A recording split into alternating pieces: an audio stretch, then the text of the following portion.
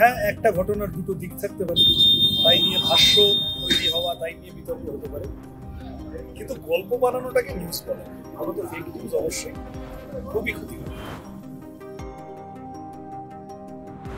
হ্যাঁ, বিভিন্ন সময় সোশ্যাল মিডিয়ায় যা দেখি, অনেক সময় এক্ষুনি খেয়াল করছে না, অনেক সময় অনেক রকম এরকম জিনিস দেখি, দুদিন পরে জানলাম ফেক।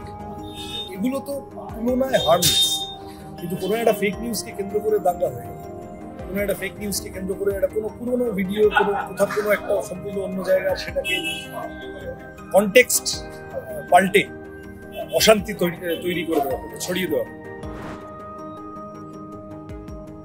যে লোকটা বসে ফেক নিউজ বানাচ্ছে তাকে দোষ দিয়ে লাভ নেই। নিশ্চয়ই কিছু লোক আছে যারা অফিস বসে সারি সারি কম্পিউটার বা গাদাগুচ্ছ লোক বসে কারখানা বসে ফেক নিউজ বানানো, সেটা ভার্চুয়াল হোক বা রিয়েল হোক, সেই লোকগুলোকে আইনের দৃষ্টান্তমূলক শাস্তির সামনে ফেলা, যে তোমরা এটা কেন করছো এবং এই জিনিস সমাজ অ্যালাউ করবে না।